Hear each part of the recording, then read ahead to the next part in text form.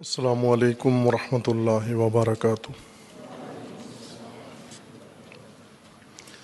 اعوذ باللہ من الشیطان الرجیم، بسم اللہ الرحمن الرحیم۔ الحمد للہ والصلاۃ والسلام علی رسول اللہ وآلہ آل اللہ، واللعنۃ الدائمۃ علی اعدائہم اعداء اللہ من یوم عداوتہم الی یوم لقاء اللہ۔ عباد اللہ اوصیکم ونفسی بتقوی اللہ، اتقوا اللہ فإن خیر الزاد التقوی۔ بندگان خدا، آپ سب کو اور اپنے نفس کو تقوی الہی کی دعوت دیتا ہوں۔ اپنی زندگی تقوی کی بنیاد پر استوار کریں، قائم کریں اور تقوی الہی کے سائے میں زندگی بسر کریں۔ اللہ تعالیٰ نے انسان کو نعمت حیات عطا کی ہے اور لطف و عنایت خاص کے ذریعے اس حیات کے لیے ہدایت کا نظام مقرر فرمایا ہے، اور نظام ہدایت حیات انسان میں تقوی کو اساسی رکن قرار دیا ہے۔ بنیادی ستون نظام ہدایت کا تقوی ہے۔ تقوی قرآن کریم کے اصلی موضوعات میں سے، اور ہر چیز کے ساتھ تقوی منسلک، اور ہر شے کو جو حیات انسانی سے تعلق رکھتی ہے اسے تقوی سے مربوط کر دیا گیا ہے۔ تقوی کی بعض علوم کے اندر جیسے علم اخلاق میں زیادہ بیان کی گئی ہے، اور علم اخلاق جو انسان کی شناخت و معرفت کی اساس پر علم تدوین ہوا ہے، اس کے مطابق تقوی کو بیان نہیں کیا گیا جو معرفت انسان کے لیے اللہ تعالیٰ نے قرآن کریم میں ذکر فرمائی ہے۔ بنیاد انسان ہے، چونکہ تقوی کا موضوع انسان ہے، ہدایت کا موضوع انسان ہے، دین کا مخاطب اصلی انسان ہے، اور پہلی بات جو قرآن کریم نے انسان کے بارے میں بیان فرمائی ہے انسان کی معرفت ہے، انسان شناسی۔ علم اخلاق میں جو رائج علم اخلاق ہے مسلمین کے اندر، اس میں انسان شناسی قرآنی انسان شناسی نہیں ہے، فلسفی انسان شناسی ہے۔ یعنی علم اخلاق کا اصل میدان معرفت انسان ہے، انسان کی حقیقت کیا ہے، تاکہ اس حقیقت کے مطابق انسان کے لیے اخلاق مقرر ہو اور بیان ہو اور تفسیر ہو۔ لہٰذا پہلے مرحلہ انسان شناسی طے ہونا چاہیے، اور اس تفسیر حقیقت انسان کے مطابق انسان کا نظام اخلاق تبیین ہو، جو چیز اخلاق کے زمرے میں آتی ہے۔ لیکن جو چیز اخلاق کے زمرے میں نہیں ہے، کسی اور نظام کا حصہ ہے، اسے اپنے متعلقہ نظام میں اور شعبے میں بیان کرنے اور ذکر کرنے کی ضرورت ہے۔ انسان شناسی قرآنی و انسان شناسی فلسفی اگرچہ زیادہ فرق و فاصلہ نہیں ہے، اگر مراد ہم اسلامی فلسفہ لیں، و بالخصوص فلسفہ میں بھی حکمت متعالیہ و فلسفہ متعالیہ، فلسفہ حکیم صدرہ کہ جو قرآن سے بھی استفادہ کرتا ہے یا قرآن پر بھی استوار ہے، لیکن در عین حال فلاسفہ نے انسان شناسی کے لیے اپنے خاص مقدمات اور قواعد اور اصول ذکر فرمائے ہیں۔ انہی بنیادوں پر علم اخلاق قائم کیا گیا ہے۔ مثلاً فلسفی تفسیر کے مطابق انسان کے اندر 3 قوتیں موجود ہیں۔ قوت عالمہ ہے، علمی قوت ہے، قوت شہوانی ہے، وہ قوت غضبی، یعنی ایک قوت فاہمہ ہے، ایک قوت دافعہ ہے، ایک قوت جاذبہ ہے۔ اور پھر انہی 3 محوروں کو کھولا جاتا ہے، ان کے متعلقات ذکر کیے جاتے ہیں کہ انسان کے اندر بنیاد یہ 3 صلاحیتیں ہیں، یہ 3 قوتیں ہیں، ان کی تعدیل، ان کی تربیت اور ان سے پیدا ہونے والی صفات اور ان کے حالات، ان کے اندر افراط تفریط، یہ سب نظام علم اخلاق کو تشکیل دیتا ہے۔ قرآن کریم میں انسانی شناخت و انسان کی معرفت، انسان شناسی میں وسعت ہے، جیسا کہ باعث انسان شناسی میں جو ہر ہفتے بیان کی جاتی ہے شرکاء کے لیے اتوار کے روز، ہر اتوار کو، اس میں قرآنی انسان شناسی ماہ لباس ہے کہ قرآن نے انسان کو کیا پیش کیا ہے، قرآن انسان کا کیا حلیہ بیان کرتا ہے، قرآن انسان کی معرفت کیسے کراتا ہے، و کیا صفات انسان کی ذکر کرتا ہے، قرآن انسان کے لیے بے حیثیت انسان کیا کمزوریاں ذکر فرماتا ہے اور کیا خوبیاں انسان کے لیے ذکر فرماتا ہے۔ اس انسان شناسی کی بنا پر پھر بات آتی ہے انسانی اخلاقیات کی اور انسانی آداب کی۔ تقوی علم اخلاق میں زیادہ محل لباس ہے، جبکہ اصل باس قرآنی ہے، موضوع قرآنی ہے، وہ اصلی موضوع قرآن ہے، نہ ضمنی یا فرعی موضوع۔ ہر چیز کو جو انسان سے متعلق ہے، قرآن اسے تقوی پر جا کر اختتام کرتا ہے اور تقوی کے ساتھ اس کا رابطہ جوڑ دیتا ہے۔ تقوی اشارہ ہوا تھا آغاز میں، جو فصل پہلے بیان ہوئی ہے، متقین کا مقام و منزلت قرآن کریم میں اور خداوند تبارک و تعالیٰ کی بارگاہ میں، اس کے آغاز میں ہی تقوی کے معانی کی طرف اشارہ ہوا تھا کہ قرآن کریم کی نگاہ میں تقوی انسانی حیات کے لیے مقرر و انسانی ہدایت کے لیے اہم رکن ہے، ستون ہے۔ لفظ تقوی لفظ وقایت سے بنا ہے۔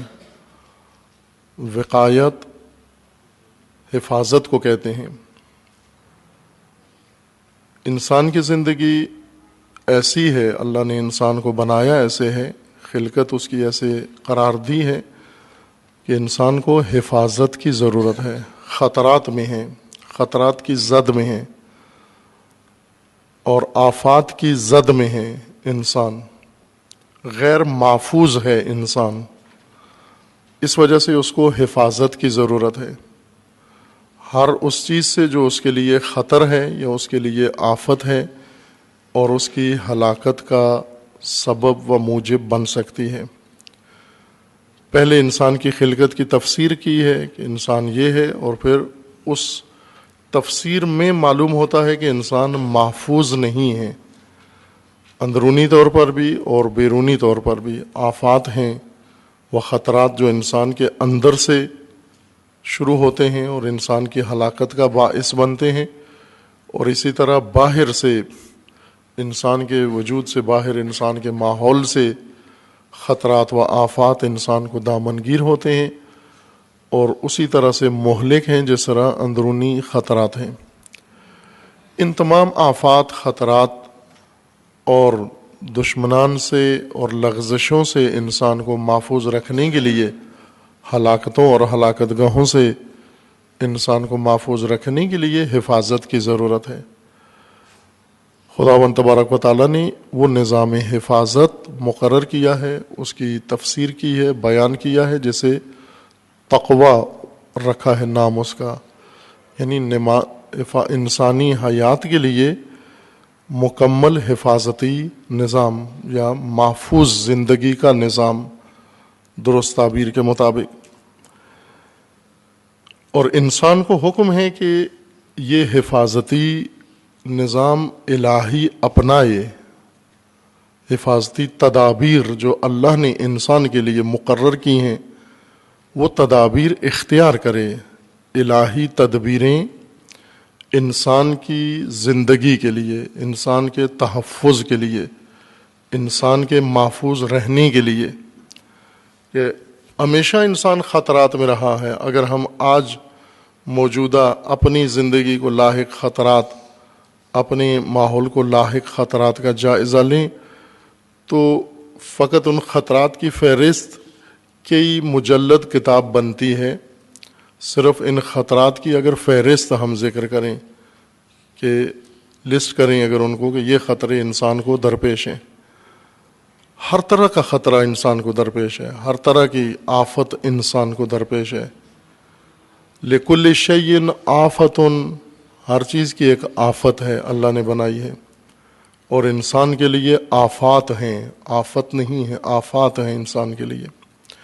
ان آفات و خطرات کے لیے حفاظت کی ضرورت ہے، وہ حفاظتی نظام کی ضرورت ہے۔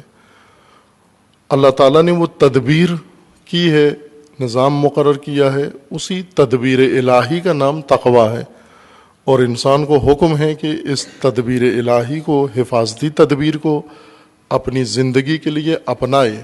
آپ جو خود حفاظتی تدبیر کرو گے، پہلے سے زیادہ اپنی زندگی کو خطرے میں ڈال لو گے، جیسا کہ کرتا ہے انسان۔ حفاظتی تدبیر کے لیے جو اقدام کرتا ہے وہ پہلی آفت سے زیادہ خطرہ و پہلی آفت سے زیادہ آفت ثابت ہوتی ہے وہ تدبیر جو انسان خود اپنے لیے اختیار کرتا ہے۔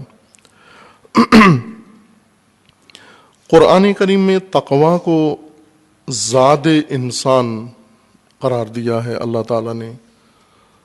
مختلف عناوین تقوی کے لیے ذکر ہوئے ہیں، صفات، ان میں سے ایک صفت یہ ہے کہ تقوی زاد بشر ہے، زاد انسان ہے۔ بہت سارے علماء ہیں جنہوں نے اسی عنوان سے کتابیں بھی لکھی ہیں، تالیف کی ہیں۔ مثلا زاد المسافر کتاب ہے انسان کی ہدایت کے لیے، زاد المعاد یعنی انسان کی آخرت کے لیے انسان کو زاد کی ضرورت ہے، یا زاد البشر، اس طرح کی کتابیں ہیں مختلف علماء نے، خصوصاً جو علماء انسان کی تربیتی، اخلاقی، عرفانی پہلو بیان کرتے ہیں، انہوں نے ان موضوعات پر کتابیں لکھی ہیں۔ زاد المعاد، ظاہراً حکیم صدرہ کی بھی کتاب زاد المعاد کے نام سے موجود ہے انسان کے لیے۔ سورہ مبارکہ بقرہ میں آیا 197 میں اللہ تعالیٰ نے انسان کو حکم دیا ہے، فرمان دیا ہے تزود کا، تزودو، زاد اختیار کرو۔ ابھی معنی عرض کروں گا زاد کا، زاد کس کو کہتے ہیں۔ تزودو، زاد اپناؤ، زاد بناؤ، زاد اختیار کرو، زاد اٹھاؤ اپنے ساتھ۔ اور پھر ساتھ فرمایا ہے کہ بہترین زاد جو تمہارے لیے ضروری ہے، لازم، وہ تقوی ہے، خیر الزاد تقوی ہے۔ حج کے متعلق رہنمائی کے اثناء میں تقوی کا ذکر ہے، تزود کا ذکر ہے، اور تقوی کے زاد ہونے کا ذکر ہے۔ آیا 197 سورہ مبارکہ بقرہ میں خداوند تبارک و تعالیٰ کا فرمان ہے، الحج اشہر معلومات، حج معین مہینوں کے اندر ہوگا۔ ایسے نہیں ہے کہ آپ اپنی مرضی سے جب چاہیں حج شروع کر دیں، کہ جاہلیت کے زمانے میں ایسے تھا، وہ خود تعین کرتے تھے کہ حج کن ایام میں ہوگا، کن دنوں میں حج ہوگا. جیسے قرآن کریم نے رد کیا کہ نسی جو تم کرتے ہو یہ ممنوع کام ہے، غلط کام ہے. وہ دیکھتے تھے موسم کب اچھا ہے، تجارت کے لیے کب موزوں ہیں، اور انہی دنوں کو ایام حج قرار دیتے تھے جاہلیت کے دنوں میں.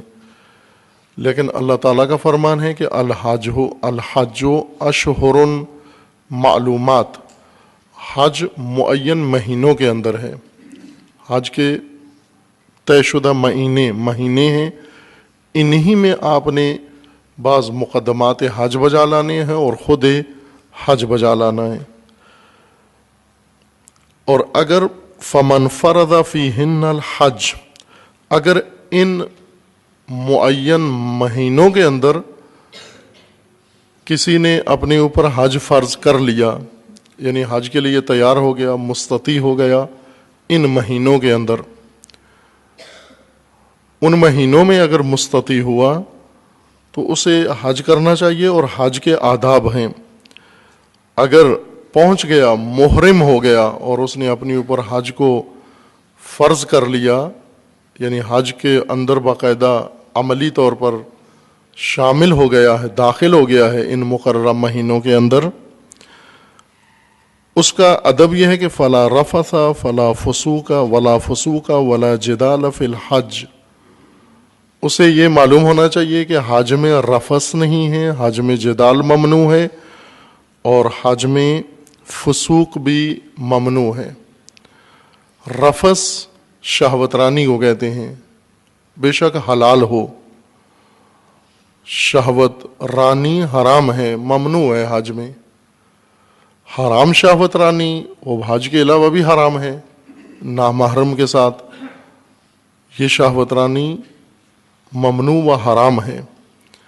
حج کے دنوں میں حلال شہوت رانی بھی حرام ہے، یعنی اگر میاں بیوی حج پر گئے ہیں تو وہ بھی ازدواجی تعلق قائم نہیں کر سکتے ایام حج میں جب تک محرم ہیں، محل نہیں ہوئے اور وہ اعمال انجام نہیں دیے.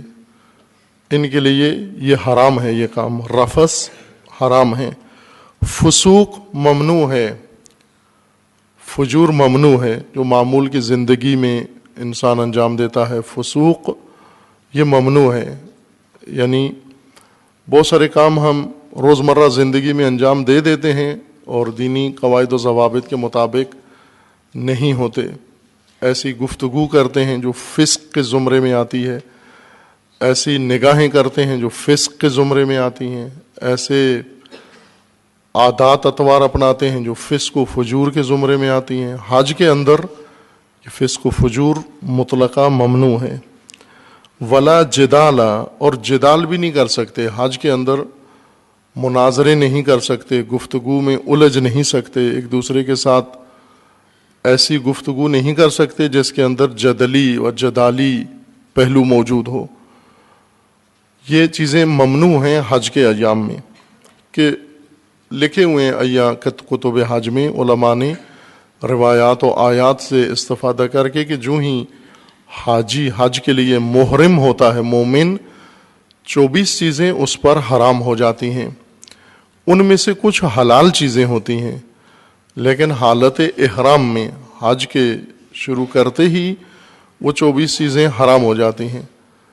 اور اس وقت مومنین مبتلا ہیں اس چیز میں کہ ایسے حج سالار ہیں و ایسے حج کاروان ہیں جو انہی حرام کو حلال قرار دیتے ہیں، ان کے لیے حرام خدا کو حلال کرا کے حج کراتے ہیں، ان سے ممنوع چیزوں کو ان سے مرتکب کرواتے ہیں، ان سے ارتکاب کروا کے، اور پھر انہیں حج میں کعبۃ اللہ سے گھما کے لے آتے ہیں اور خوش ہوتے ہیں کہ ہم حج کر آئے ہیں.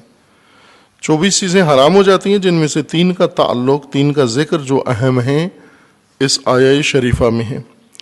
فما تفعلوا من خیر یعلمہ اللہ، جو تم عمل خیر انجام دو گے وہ اللہ کے علم میں ہے. آپ تسلی کے ساتھ عمل خیر انجام دو، کوئی دیکھتا ہے تو بھی، نہیں دیکھتا تو بھی، خلوت میں جلوت میں اعمال خیر انجام دو۔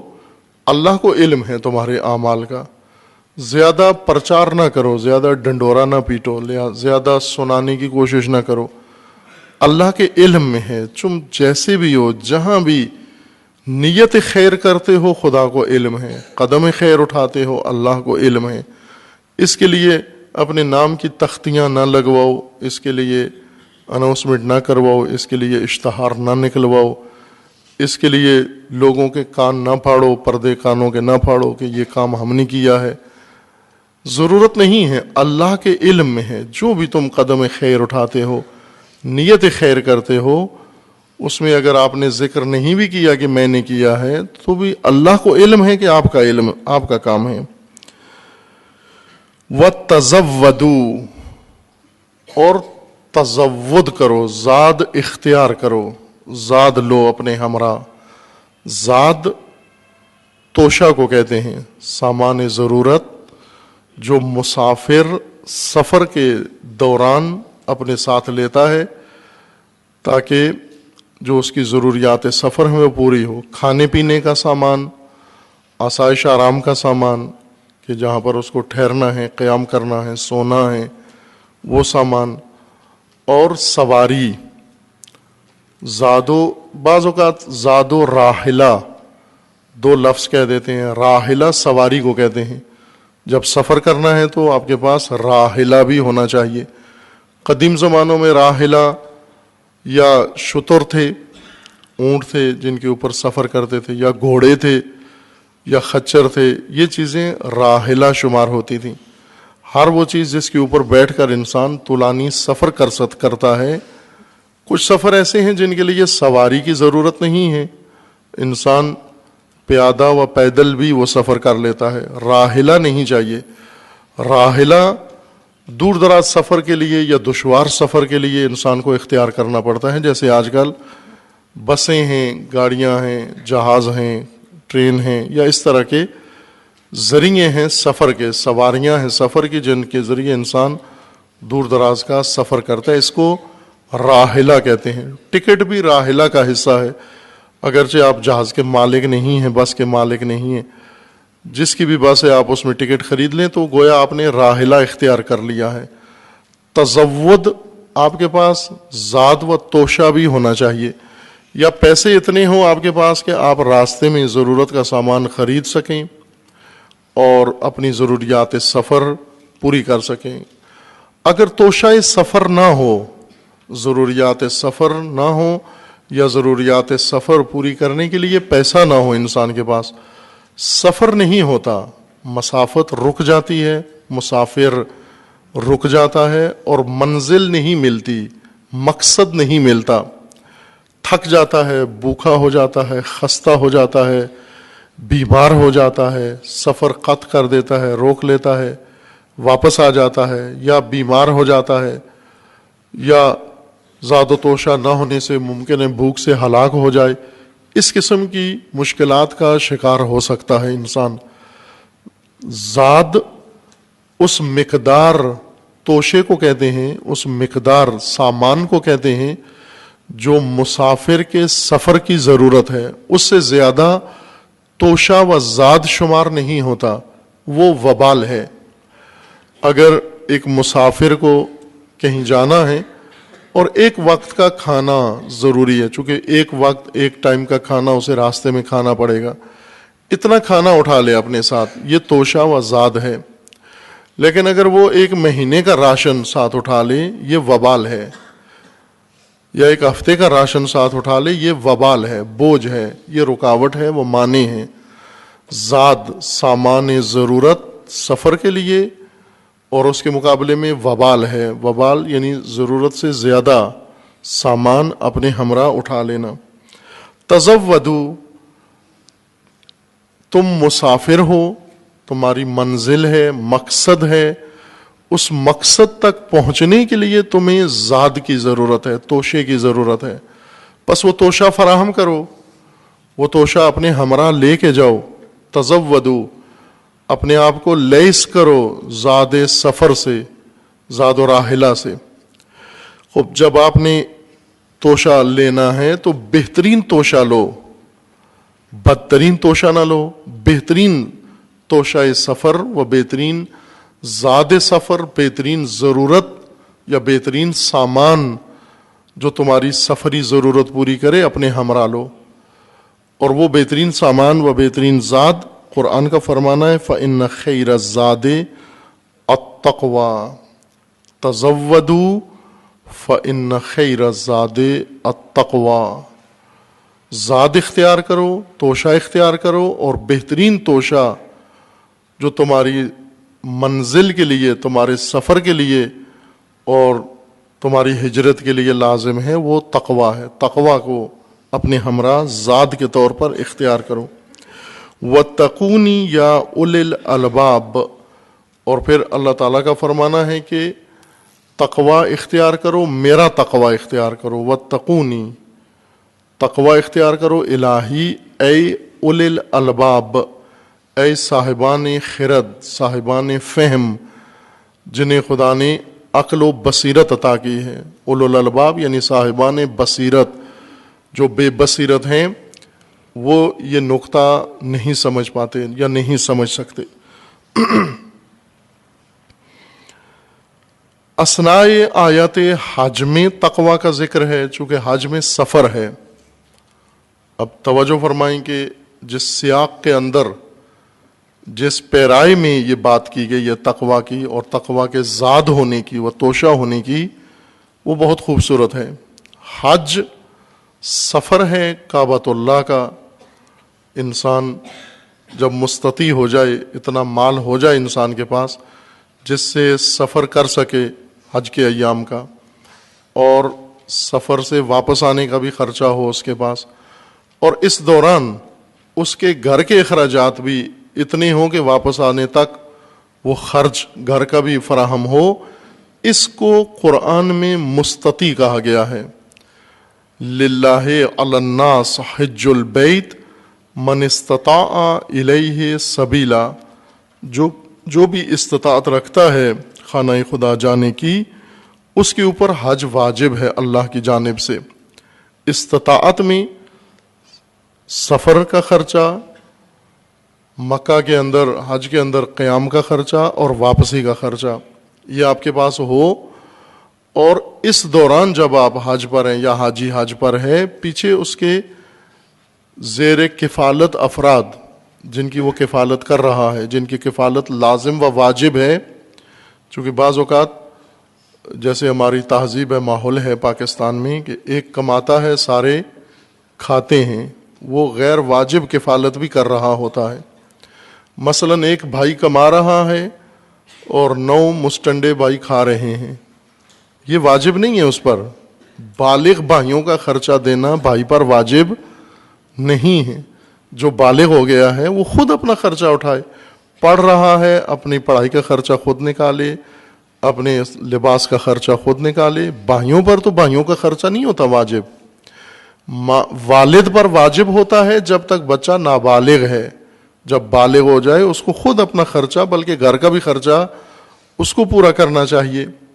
یہ بہت ناقص نظام ہے ہماری تہذیب کے اندر، جس وجہ سے خاندان نسل اندر نسل فقیر چلے آتے ہیں کہ 39 افراد کا خاندان ہوتا ہے، ایک بیچارہ کماتا ہے اور 38 بیٹھ کے کھاتے ہیں، شاپنگ کرتے ہیں، فیشن کرتے ہیں، ایک دوسرے کی نمائش کرتے ہیں، دیکھا دیکھی خریدتے ہیں۔ اس کی کمر ٹوٹ جاتی ہے کما کما کے، اور جب وہ چھٹی پہ کما کما کے واپس آتا ہے اسے ساگ ہی کھانا پڑتا ہے، اور یہ اس کے پیچھے کیا کیا اڑاتے ہیں۔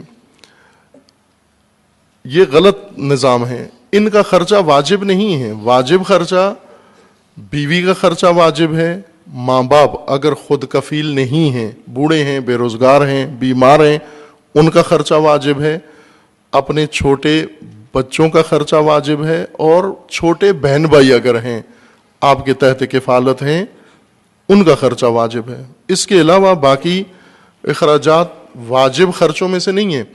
اگر ایک آدمی حج نہیں کر رہا کیوں کہ وہ 39 مشٹنڈوں کو کھلا رہا ہے اور اب اس کے پاس بچت ہی نہیں ہے کہ حج کرے، اس پر حج واجب ہے. بے شک اس کے پاس پیسے نہیں ہیں، سارے کھلا دیے فرادری کو اس نے، حج واجب ہے اس پر، چونکہ غیر ضروری خرچے کر رہا ہے. جن کا خرچہ اس پر واجب ہی نہیں ہے ان پر سارا پیسہ خرچ کر رہا ہے. لہذا واجب اخراجات نکال کر جو پیسہ آپ کے پاس ہے اس سے حج کریں آپ، وہ خانہ خدا کے لیے. حج بہت ہی گہری عبادت ہے اور بڑا عمیق فلسفہ ہے، بہت ہی جامع عبادت ہے حج. حج در حقیقت بعض علماء کے بقول تمام دین کا تجسم ہے، تمام دین کا تجسم ہے حج. حج کے اندر مختلف پہلو ہیں، حج کے احکام ہیں، حج کے آداب ہیں، حج کے اسرار ہیں، حج کا فلسفہ و حکمت ہے. حج کے مختلف پہلو ہیں، ظاہر ہے و باطن ہے اس کا. اس میں سے ایک پہلو حج کا جو اس آیہ کریمہ میں مد نظر ہے وہ یہ کہ بظاہر انسان سفر کرتا ہے کعبہ کی طرف، یہ ظاہری سفر ہے حج کا، لیکن حقیقتاً باطناً انسان ہجرت کرتا ہے اللہ کی طرف، کہ اصل میں انسان مسافر اللہ ہے. علامتی طور پر کعبۃ اللہ جاتا ہے. کعبہ جانا علامتی سفر ہے، اور علامتی سفر ہوتا ہے کسی حقیقی سفر کی نشاندہی کے لیے. ہر کام جو ہم علامتی طور پر کرتے ہیں، جیسے ایک فوج ہے علامتی جنگ لڑتی ہے فرضی دشمن کے ساتھ، تو یہ علامتی جنگ ایک حقیقی جنگ کی نشانی ہے، علامت ہے کہ اس کے بعد ایک حقیقی جنگ ہے. ہر علامتی کام علامت ہوتا ہے ایک حقیقی کام کے لیے. ہم بہت سارے کام علامتی طور پر کرتے ہیں اور بعض اوقات یہ سمجھتے ہیں کہ یہ علامتی کام ہی ہم سے مطلوب تھے، یہی کافی ہیں، بس اسی پہ بات ختم ہو گئی ہے. نہ، یہ تو مشق کروائی گئی ہے، علامتی کام کروایا گیا ہے آپ سے. جیسے حج پر آپ ایک دیوار کو یا ایک سیمٹ کے ستون کو پتھر مارتے ہیں جا کر شیطان بنا کر، شیطان سمجھ کر، وہ تو شیطان نہیں ہے، سیمٹ کا پلر ہے، کالم ہے. شیطان سیمٹ کا نہیں ہے، شیطان یا انسانی شکل میں ہے یا جن کی شکل میں ہے. سیمٹ کی شکل میں قرآن نے شیطان متعارف نہیں کروایا کہ کہیں پر کنکریٹ شیطان ہو، کہیں پر اس طرح کا سیمنٹڈ شیطان ہو. یہ علامت ہے کس بات کی؟ کہ ایک حقیقی شیطان ہے.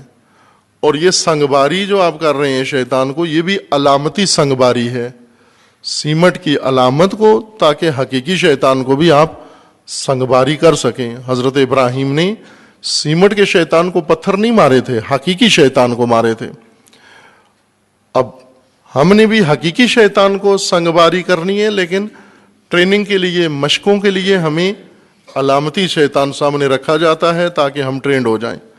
حج ایک تربیت ہے، ٹریننگ ہے مومن کے لیے، اور اس کا بڑا عمیق فلسفہ ہے. اس میں سے ایک پہلو یہ ہے کہ حج میں انسان سفر کرتا ہے. فَمَن يَخْرُجْ مِن بَيْتِهِ مُهَاجِرًا إِلَى اللَّهِ، انسان ہجرت کرتا ہے اللہ کی جانب. مہاجر الی اللہ ہے، انسان ترک کرتا ہے بیت کو، ترک کرتا ہے اپنے خانہ و کاشانہ کو، ترک کرتا ہے اپنے عزیزوں رشتہ داروں کو، ہر چیز کو چھوڑتا ہے، ہر چیز ترک کرتا ہے. کھیت و کھلیان چھوڑ دیتا ہے، دکان و کاروبار چھوڑ دیتا ہے، اولاد و عیال چھوڑ دیتا ہے، ماں باپ چھوڑ دیتا ہے، بہن بھائی چھوڑ دیتا ہے، عزیز و اقارب چھوڑ دیتا ہے، رشتہ دار دوست چھوڑ دیتا ہے. تمام مصروفیات سے دستبردار ہو کے، ترک کر کے، اور قصد کرتا ہے اللہ کی طرف. حج کا مطلب ہی قصد ہے. حج یعنی قصد، حج اللہ یعنی قصد اللہ، ارادہ کر لیتا ہے کہ میں خدا کی طرف جا رہا ہوں. اور جیسا ہر سفر میں انسان کو زاد و توشہ کی ضرورت ہے، علامتی ظاہری سفر ہو، آپ کو راشن کی ضرورت ہے، غلے کی ضرورت ہے، مال کی ضرورت ہے. جس کے ذریعے سے آپ محفوظ رہیں، جس کے ذریعے سے آپ بچے رہیں، قائم رہیں، مسافر کھاتا پیتا رہے تاکہ سفر جاری رہے اور منزل مقصود تک پہنچ جائیں آپ۔ مثلا اگر ظاہری علامتی طور پر آپ مکہ جاتے ہیں تو مکہ کے لیے آپ کے پاس پیسہ ہونا چاہیے، مکہ تک پہنچنے تک آپ کے پاس راشن ہونا چاہیے، سامان سفر ہونا چاہیے، یہ نہ ہو کہ راستے میں ہی تلف ہو جائیں۔ یہ علامتی سفر کا توشہ علامتی ہے، غلہ، راشن، پیسہ، مال علامتی سفر کا توشہ ہے، علامتی سفر کا سامان ضرورت ہے۔ چونکہ حج میں دو سفر ہیں، ایک علامتی ہے جو مکہ ہے اور کعبہ، اور ایک حقیقی سفر ہے جو اللہ کی طرف ہے، جو اس علامتی سفر کے پیچھے جس کی خاطر یہ علامتی سفر کروایا جا رہا ہے، یعنی ایک مشق ہے اور ایک اصل ہے جس کی خاطر یہ مشقیں کروائی جا رہی ہیں۔ جیسے فوجوں کو مشقیں کروائی جاتی ہیں جنگی، اور کوئی فوجی یہ سمجھے کہ یہی جنگ تھی، میری مشقیں، جنگی مشقیں جنگ تھی، نہ، یہ جنگ کی مشق ہے، یعنی جنگ نما ہے، جنگ کے لیے آمادگی کی خاطر ہے۔ اصل جنگ تیری کوئی اور ہے، وہاں پر تجھے شریک ہو کر جنگ کرنی ہے، یہ مشق جنگ ہے تیرے لیے۔ اسی طرح سفر بھی علامتی سفر ہے مکہ کی طرف، کعبہ کی طرف، اور ایک حقیقی سفر ہے اللہ کی طرف۔ انسان جب خدا کی طرف نکلتا ہے، اللہ کی طرف ہجرت کرتا ہے، سفر کرتا ہے، اسے زاد و توشہ کی ضرورت ہے۔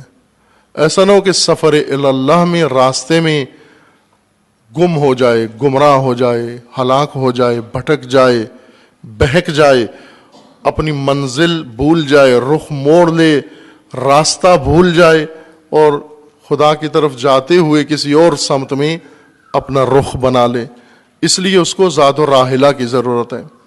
زاد و راحلہ انسان کے لیے سفر اللہ میں تقوی ہے۔ تزودو، زاد و توشہ اختیار کرو کہ اس کے بغیر منزل نہیں ملے گی، اس کے بغیر سفر طے نہیں ہوگا۔ مہاجر اللہ، اس کے بغیر سفر طے نہیں ہوگا۔ اگر مکہ جاتے ہوئے تجھے مال کی ضرورت ہے تو اللہ تک پہنچنے کے لیے تجھے تقوی کی ضرورت ہے۔ تقوی کے بغیر نہیں پہنچ سکتا، تقوی زاد ہے تیرا۔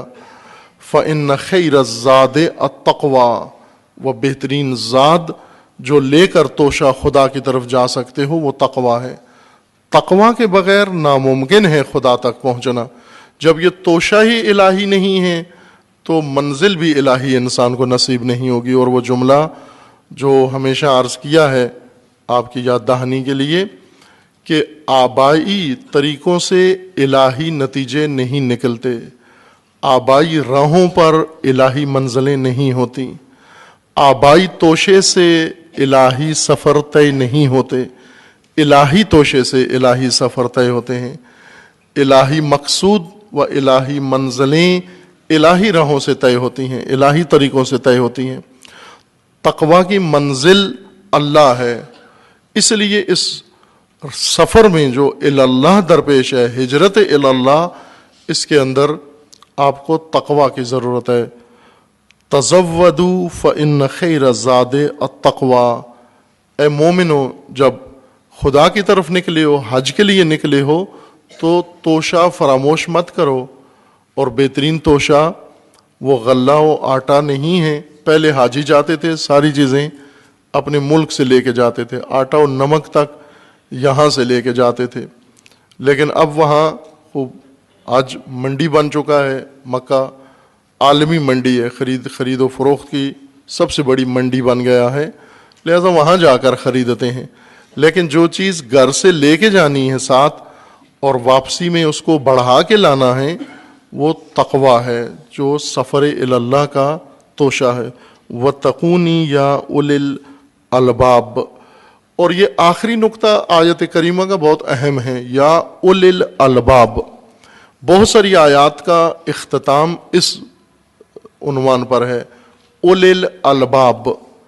قرآن خود ہی مخاطبین میں چھانٹی کر رہا ہے کہ یہ بات جو ان آیات کے اندر ہے اولی الالباب کے لیے، صاحبان خرد و صاحبان شعور و بصیرت کے لیے ہے، چونکہ سب کے اندر خرد و بصیرت نہیں ہوتی، کچھ صاحب خرد نہیں ہیں، اولل الالباب نہیں ہیں، صاحب لب و عقل نہیں ہیں، بلکہ صاحب قشر ہیں، چھلکے والے ہیں۔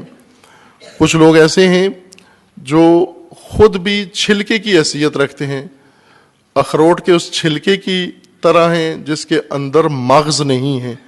اخروٹ کے اندر موجود مغز کو لب کہتے ہیں اور اخروٹ کے چھلکے کو، کھوپڑی کو قشر کہتے ہیں۔ اولل الاقشار زیادہ ہیں، اولل الالباب کم ہیں، یعنی وہ افراد جن میں عقل نہیں ہے، عقل کی کمی ہے، اور صرف جذبات ہیں، صرف احساسات ہیں، صرف اشتہا ہے، صرف شہوات ہیں، فقط خواہشات ہیں، یہ اہل قشر ہیں، اولل الاقشار ہیں۔ اولل الاقشار کو وہ باتیں سمجھ میں نہیں آتی جو اولل الالباب کے لیے ہیں۔ اولل الالباب کے لیے بعض نقطے ہیں جو اولل الاقشار کو سمجھ نہیں آتے۔ اولل الالباب کے لیے یہ نقطہ ہے کہ آپ تقوی اختیار کرو، کہ تقوی بہترین زاد ہے، متعین زاد ہے، اسی زاد کے ذریعے آپ اپنی اصلی منزل مقصود تک پہنچ سکتے ہو، جس کے لیے خلق کیے گئے ہو، جس کے لیے تمہیں پیدا کیا گیا ہے، جس کے لیے تمہیں بنایا گیا ہے، جس کے لیے تمہیں اس دنیا میں بھیجا گیا ہے۔ یہ بات ذہن میں رکھ لیں، زاد ہم اس وقت اختیار کرتے ہیں جب اپنے مسافر ہونے کا یقین ہو کہ ہم سفر میں ہیں۔ وہ بہت ساروں کو خیال ہے کہ ہم مقیم ہیں، ہم دنیا میں مقیم ہیں، مقیم نہیں ہیں عزیز من، ہم مسافر ہیں۔ وہ بلکہ قرآن فرماتا ہے مہاجر ہیں، یہاں آئے ہو آپ نہ یہاں رہنے کے لیے، قیام کے لیے، یہاں آئے ہو کوچ کرنے کے لیے، یہاں آئے ہو کہیں اور پہنچنے کے لیے۔ چند روز یہاں پر گزر ہے، نہ چند روز کا قیام ہے دنیا میں، چند روز آپ کا سفر دنیا سے گزر رہا ہے۔ جس طرح ہم سفر کرتے ہیں، کبھی آبادی سے گزرتے ہیں، کبھی صحرا سے گزرتے ہیں، کبھی کسی بیابان سے گزرتے ہیں، کبھی کسی آباد علاقے سے گزرتے ہیں، کبھی کسی زرخیز علاقے سے گزرتے ہیں، کبھی بنجر علاقے سے گزرتے ہیں۔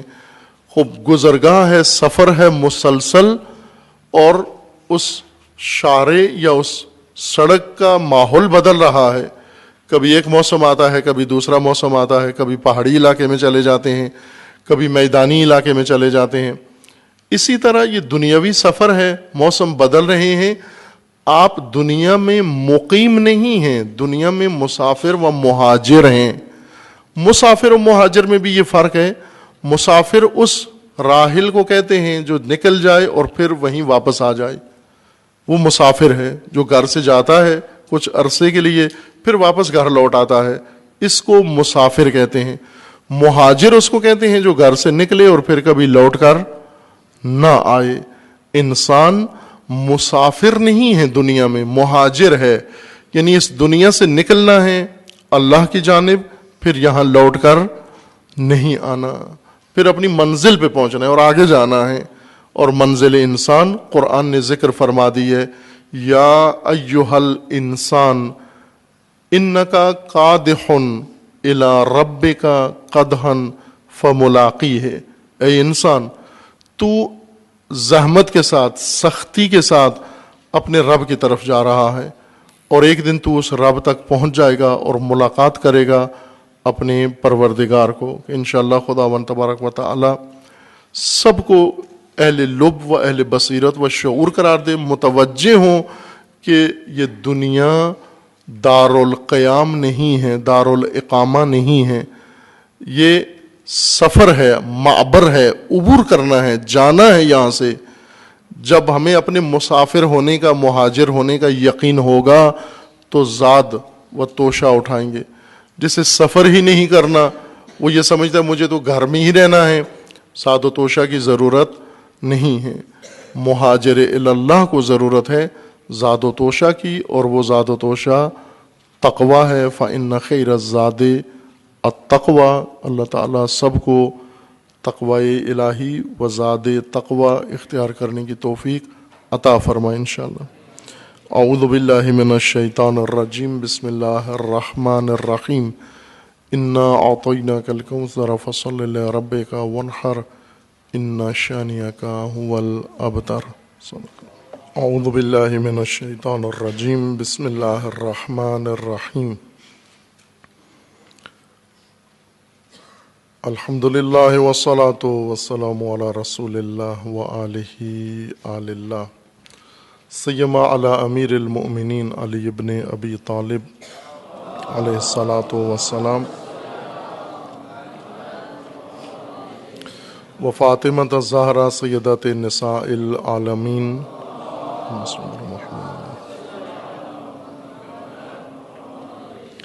والحسن والحسین سیدی شباب اہل الجنہ وصبتی الرحمہ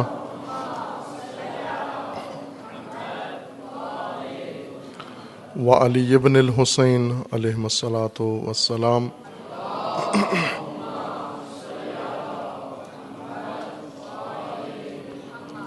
ومحمد ابن علی علیہ الصلاۃ والسلام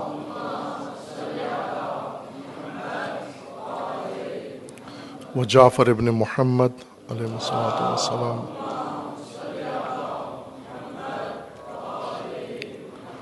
وموسیٰ ابن جعفر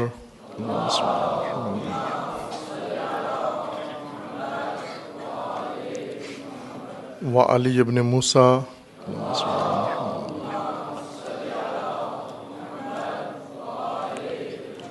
ومحمد ابن علی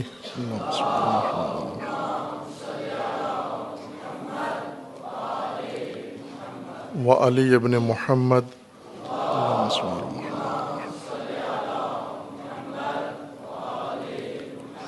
والحسن ابن علی اللہم صل علی محمد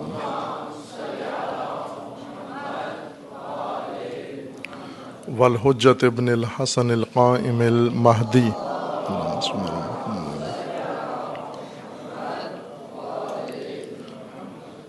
حجج اللہ علی عبادہ و امناؤہ فی بلادہ واللعن علی اعدائہم اجمعین من الآن الی قیام یوم الدین عباد اللہ اوصیکم و نفسی بتقوی اللہ اتقوا اللہ فإن خیر الزاد التقوی بندگان خدا آپ سب کو اور اپنے نفس کو تقوی الہی کی وصیت کرتا ہوں، دعوت دیتا ہوں۔ تقوی اختیار کریں اپنی زندگی میں، زندگی کے ہر شعبے میں، ہر میدان میں، ہر قدم پر تقوی الہی اختیار کریں۔ فإن خیر الزاد التقوی کہ تقوی انسانی حیات کے لیے سب سے عالی توشہ ہے جو انسانی حیات کو مقصد تک پہنچاتا ہے۔ اگر تقوی نہ ہو انسان حالت فسق و فجور میں پہنچ جاتا ہے، دین سے باہر چلا جاتا ہے، نظام الہی سے لا تعلق ہو جاتا ہے، بیگانہ ہو جاتا ہے، اور فسق و فجور انسان کی ہلاکت کا باعث ہے۔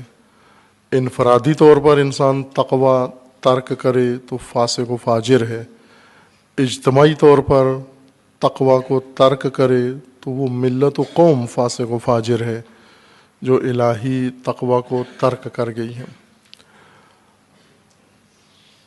اجتماعی میدان کے لیے تقوی فردی میدانوں سے زیادہ لازم ہے، زیادہ ضروری ہے، چونکہ انسان کی حیات کا زیادہ حصہ اجتماعی حیات ہے، کم حصہ فردی حیات ہے۔ اگر ہم حیات انسانی کا جائزہ لیں تو 90% حیات انسانی اجتماعی امور ہیں اور 10% فردی امور ہیں۔ وہ اجتماعی امور جتنے بھی ہیں وہ با تقوی و دین کے سائے میں ہونا چاہیے۔ اصل دین اسی شعبے کو سنوارنے آیا ہے۔ فردی زندگی سنوارنا مشکل نہیں ہے، آسان ہے۔ اجتماعی زندگی کو منظم کرنا، قوانین کے تحت لانے کے لیے قانون ہوتا ہے۔ ملکی قوانین بھی اجتماعی حیات کو منظم کرنے کے لیے ہوتے ہیں۔ فردی زندگی کے لیے بہت کم قوانین ممالک کے اندر ہوتے ہیں، بلکہ اس پہلو سے فرد کو آزادی دے دی جاتی ہے کہ فردی زندگی میں تو آزاد ہے، جیسے خود انتخاب کرتا ہے کر لے۔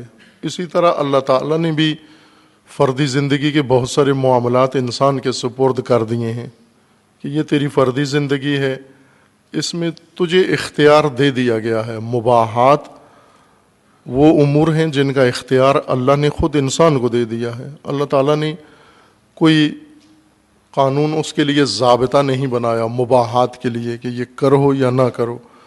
انسان پہ چھوڑ دیا، جی چاہتا ہے کرو، جی چاہتا ہے نہیں کرو. اپنا موڈ دیکھو، اپنی ضرورت دیکھو، اپنا جی دیکھو، اپنا ذوق و شوق دیکھو. پسند ہے تو کر دو، نہیں پسند تو نہ کرو. لیکن جن شعبوں میں انسان کو پابند کر دیا ہے کہ یہاں تیرا جی نہیں چلے گا، یہاں موڈ تیرا نہیں چلے گا، یہاں جو اللہ نے مقرر کر دیا گیا ہے، مقرر کر دیا، اس کی پیروی تو نے کرنی ہے. ما آتاکم الرسول فخذوہ وما نہاکم عنہ فانتہوا. جو مقرر کر دیا ہے، طے کر دیا ہے، اس کی پیروی کرو. جس سے روک دیا گیا ہے اس سے رک جاؤ. یہاں مرضی اختیار نہیں کر سکتے. اور یہ سب اجتماعی میدان ہیں. دین اس طرح سے اللہ نے بنایا ہے کہ زیادہ حصہ اجتماعی زندگی سے مربوط ہے و کم حصہ فردی زندگی سے. لیکن دین شناسی میں، یعنی مطالعات دینی میں، تعلیمات دینی میں، نصاب دینی میں الٹ ہو گیا ہے. نصاب دینی کا 90% حصہ فردی دین ہے اور 10% سے بھی کم حصہ اجتماعی دین ہے. بالکل دین کے الٹ ہو گیا معاملہ دین شناسی کا. جیسے اللہ نے دین بنایا تھا ویسے ہی ہمیں اس کو پڑھنا اور سمجھنا اور اپنانا چاہیے تھا. لیکن ہم نے اپنی سہولت کی خاطر اجتماعی زندگی میں دین کو چھوڑ دیا.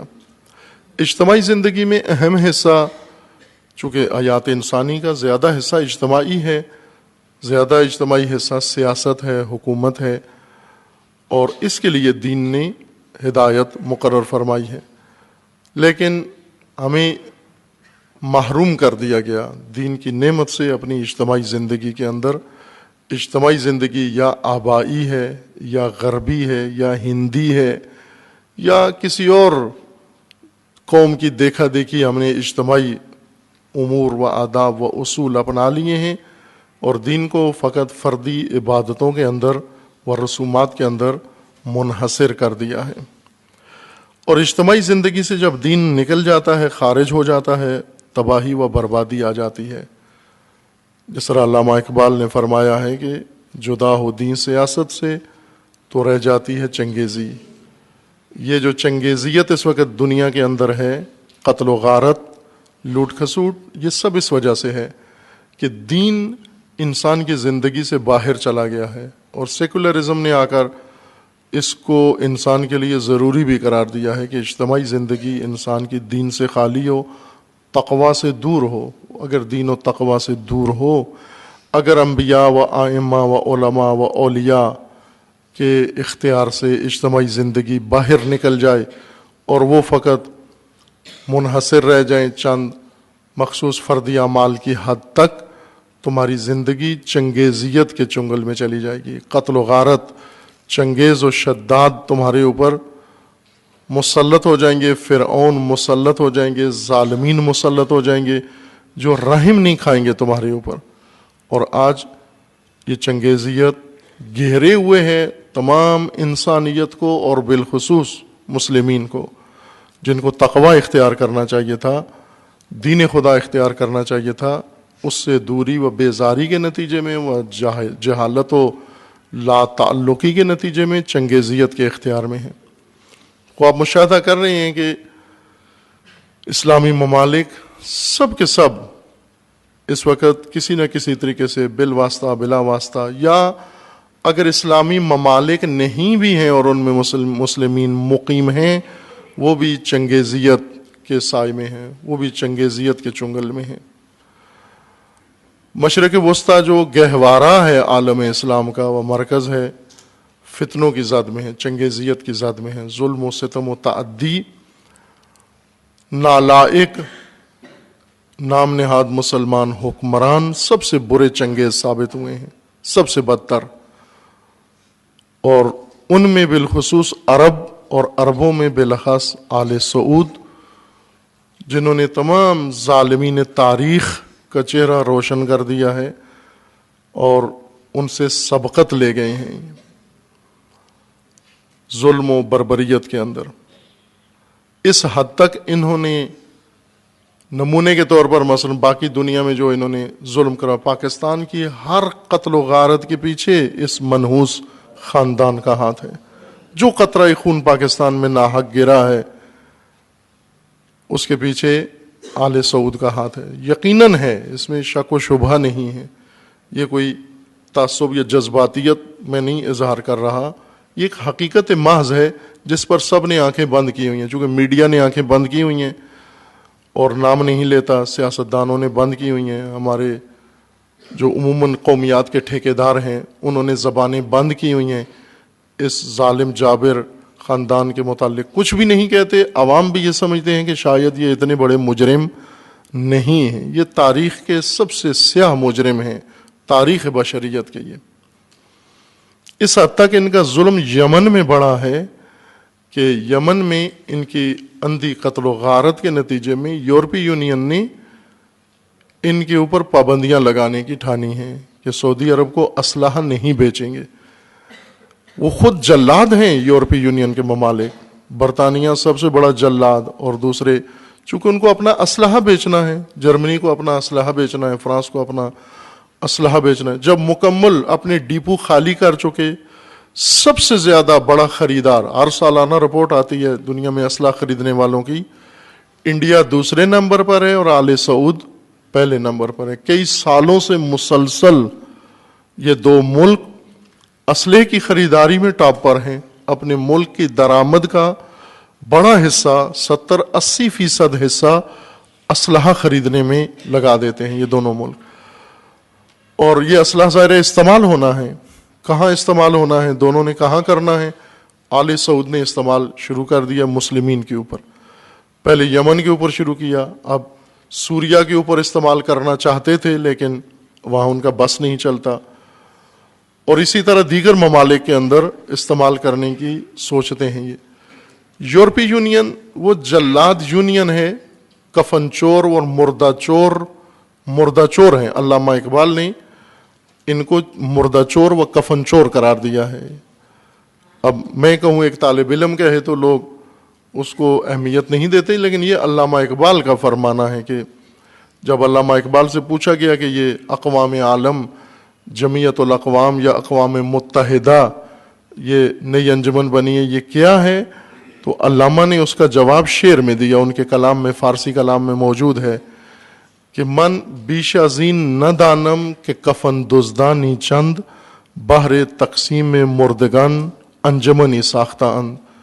جب علامہ اقبال سے کسی جگہ پوچھا گیا کہ یہ کیا انجمن بنی ہے تو علامہ فرماتے ہیں مجھے اتنا پتا ہے کہ چند کفن چور مل کر بیٹھے ہیں اور قبرستان اور مردے تقسیم کرنے کے لیے انجمن بنا لی ہے کہ اس قوم کو میں لوٹوں گا، اس قوم کے اس مردہ قوم کو تو لوٹ، اس مردہ قوم کو میں لوٹوں گا. یہ کفن چور اور مردہ چور ہیں، یہ مردہ قوموں کو لوٹتے ہیں، پہلے انہیں مردہ بناتے ہیں پھر لوٹتے ہیں، اور یہی کام انہوں نے کیا. لوٹنے کے لیے انہوں نے اپنے اسلحے کے ڈپو سارے خالی کر کے آل سعود کو بیچ دیے، منافع کما لیا. منافع کما کے اب دنیا کے سامنے اپنے آپ کو بڑا حامی حقوق بشر ثابت کرنے کے لیے اب ان کی بھی آوازیں نکلنا شروع ہو گئیں کہ سعودی عرب حقوق بشر کی خلاف ورزی یمن میں کر رہا ہے، اس پر پابندی لگائی جائے. اس قدر اس نے ظلم کیا وہاں پر کہ اس کے اپنے حامی و ساتھی بھی اب مزید اس سیاہی کو تحمل نہیں کرتے اور اس کو پابندیوں کے لیے قرارداد انہوں نے منظور کر لی ہے. تفصیل نہیں بتائی جاتی کہ یمن میں کس قدر انہوں نے تباہی مچائی ہے، خاکستر بنا دیا پورا ملک، بغیر کسی جواز کے، بغیر کسی گناہ کے، بغیر کسی لے کے انہوں نے جا کر وہاں اندھا دھند بمباری کی. اور جیسا اسی وقت آغاز میں کہا تھا کہ یہ اپنی انٹرینڈ فوج کو، اناڑی ترین فوج کو، دنیا کی سب سے اناڑی فوج آل سعود کی فوج ہے، اسے ٹریننگ دے رہے ہیں در حقیقت لڑنے کی یمن میں، تاکہ اصلی جنگ کے لیے اس کو تیار کریں. اور اب اصلی جنگ کی طرف دھکے دے رہے ہیں ایک دوسرے کو. امریکہ دھکا دیتا ہے کہ اب تم آگے ہو، لڑو جا کر، اصلی جنگ کرو ابھی جا کر، لیکن وہاں جرأت ان کی نہیں ہوتی. سوریا میں معاہدہ طے پا گیا ہے کہ یہ چنگیزیت وہاں ختم کی جائے. دہشت گردی تمام دنیا سے 120 ممالک نے مل کر سوریا کے اندر فتنہ کھڑا کیا ہے. سوریا کو اسرائیل کے تحفظ کے لیے، حزب اللہ کو ختم کرنے کے لیے، حزب اللہ کی سپلائی لائن کاٹنے کے لیے سوریا کے اندر یہ فتنہ شروع کیا. 120 ممالک ملوث ہیں اس کے اندر، جنہوں نے اسلحہ بھی دیا، جنہوں نے دہشت گرد دیے، جنہوں نے دہشت گردوں کی حمایت کی اور کھل کے کی، اقوام متحدہ کے ذریعے کی. سوریا باغیوں کی حمایت اقوام متحدہ کے ذریعے کرتے ہیں، اور اس طرح سے وارد ہوئے بہت کچھ امیدیں، توقعات لے کر. لیکن جیسا پہلے میں نے کہا تھا کہ وہاں گئے تھے انقلاب کا بازو کاٹنے کے لیے، اپنی ٹانگیں توڑوا بیٹھے، اب ٹوٹی ہوئی ٹانگوں سے بھاگنا چاہتے ہیں، بچنا چاہتے ہیں. دہشت گردوں کو بچانے کے لیے یہ قانون ہے، دہشت گردوں پر خرچ ہوا ہے. ان ممالک نے اپنی افواج پر، اپنی پولیس پر اتنا خرچ نہیں کیا جتنا دہشت گردوں پر خرچ کیا ہے. ان لشکروں کو بہت مہنگے داموں بنایا ہے اور انہیں مسلح کیا ہے، انہیں ٹرینڈ کیا ہے. یہ سرمایہ ہیں، ان شیاطین کا سرمایہ ہے دہشت گرد. ہمارے لیے یہ دہشت گرد و قاتل و جلاد ہیں، بنانے والوں کے لیے یہ بہت عظیم سرمایہ ہے. اب جب کہ سوریا میں خاتمے کے قریب جا پہنچے ہیں کہ ان کو وہیں پر ختم کر دیا جائے. سوریا میں جو 3-4 فریقی اتحاد بنا ہے مقابلے کے لیے، دفاع کے لیے ٹیررزم کے خلاف، ان کی پالیسی یہ تھی کہ انہیں اسیر نہیں بنانا، انہیں یوں نہیں کہ دہشت گرد کو پکڑ کے جیل میں بند کر کے مفت کی روٹی کھلاؤ اس کو. یہ قابل اسارت نہیں ہے، اس کو ختم کیا جائے. لہٰذا اس حکمت عملی کے تحت انہوں نے ان کا صفایا شروع کیا. چند شہروں میں صفایا جب شروع کیا تو انہیں یقین ہو گیا کہ اب خاتمہ ہو جائے گا. اس خاتمے سے بچانے کے لیے اپنا سرمایہ مذاکرات شروع کر دیے. جنگ بندی جو شاید کل سے شروع ہونے والی ہے، آج سے یا کل سے 27 تاریخ سے شروع ہونے والی ہے جنگ بندی سوریا کے اندر. اور تحفظ دینے کے لیے، داعش کو بچانے کے لیے، جبہہ نصرت کو بچانے کے لیے اور احرار شام کو بچانے کے لیے. اسی طرح جو سرمایہ آل سعود نے، قطر نے، ترکی نے، برطانیہ نے، یورپی یونین نے، امریکہ نے، سب نے مل کر 120 ممالک نے جو سرمایہ لگایا تھا، اس سرمایہ کو بچانے کے لیے اب آئے ہیں. پہلے جنگ کے ذریعے سوریا حاصل کرنا چاہ رہے تھے، اب اس نتیجے پہ جا پہنچے ہیں کہ ہم اپنا ہی سرمایہ بچا لیں، یہی غنیمت ہے اس وقت. لہٰذا جنگ بندی کی حد تک پہنچے ہیں اور اس ذریعے سے بھی چاہتے ہیں کہ وہ سرمایہ بچا کے کسی دوسری جگہ منتقل کر کے فتنہ وقتی طور پر سوریا سے نکالیں تاکہ سوریا میں ان کی بچت ہو جائے. یہ سوریا کی تازہ ترین صورتحال ہے جو کل سے نیا مرحلہ شروع ہونے والا ہے. عراق میں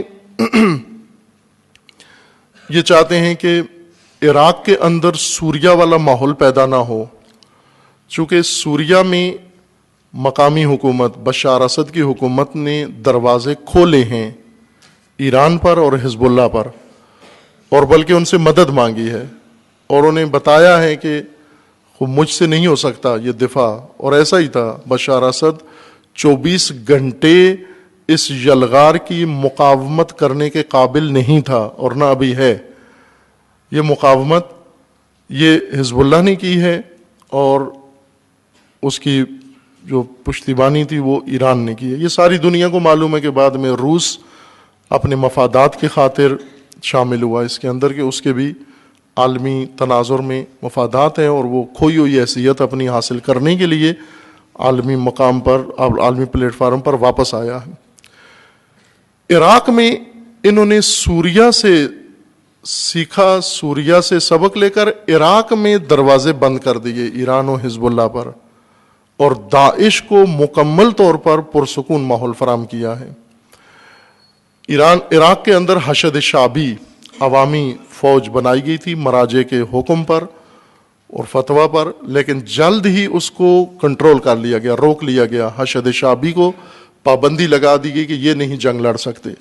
حشد شعبی عوامی فوج ہے جس میں اکثریت شیعہ جنگجو ہیں، عراقی جنگجو ہیں، اور اقلیت اس میں سنی جنگجو بھی ہیں. شیعہ سنی مشترکہ ہیں لیکن زیادہ تعداد شیعہ جنگجوؤں کی ہے. یہ وہ فورس ہے کہ جنہوں نے وقت دیا تھا، ٹائم کہ ہم اتنے عرصے کے اندر سوریا سے پہلے عراق سے ان کا صفایا کر دیں گے، لیکن یہ نہیں چاہتے کہ عراق میں دہشت گردی ختم ہو اور داعش کا خاتمہ اور یہ سرمایہ جو بلینز ڈالر کے ذریعے سے بنایا گیا ہے وہ حشد شعبی کے ہاتھوں نابود ہو جائے. اس لیے حشد شعبی ممنوع قرار دیا انہوں نے اس کے لیے جنگ کرنا. اور انہوں نے کہا کہ اگر حشد شعبی جنگ میں وارد ہوگی تو عراق میں شیعہ سنی جنگ شروع ہو جائے گی، قومیت کی جنگ شروع ہو جائے گی، عراق کو کاٹ ٹوٹ توڑ دیں گے ہم. یہ کھل کے کہا انہوں نے کہ اگر حشد شعبی نے جنگ کی تو ہم عراق توڑ دیں گے، 3 ملک بنا دیں گے، کردستان ایک ملک ہو جائے گا، سنیستان ایک ملک ہو جائے گا، اور شیعہستان ایک اور ملک ہو جائے گا. یہ نقشہ پہلے سے انہوں نے بنایا ہوا تھا، چاہتے تھے.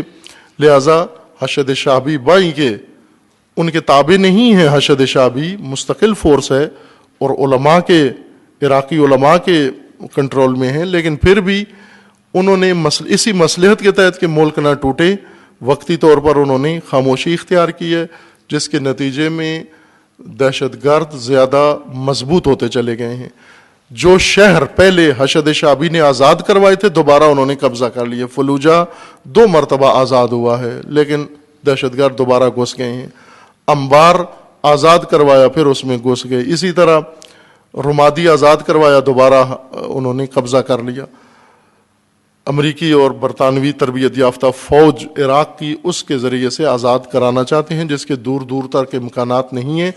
ترکی باقاعدہ فوجیں لے کر اپنی عراق کے اندر گھس گیا ہے تاکہ دہشت گردوں کو مدد دے، دہشت گردوں کو بچائے.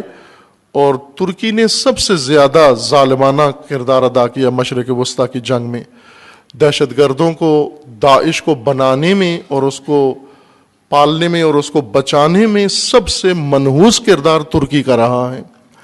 انہوں نے تیل، عراق اور سوریا کا تیل، پٹرولیم جو داعش نے چرایا ہے، چوری کا پٹرولیم ترکی نے خریدا ہے اور اپنے ملک کے اندر اس کو استعمال کیا ہے. وزیر اعظم کے بیٹے نے یہ جنایت کی ہے، 2 ملکوں میں چوری کی ہے، لوٹا ہے ترکی حکومت نے.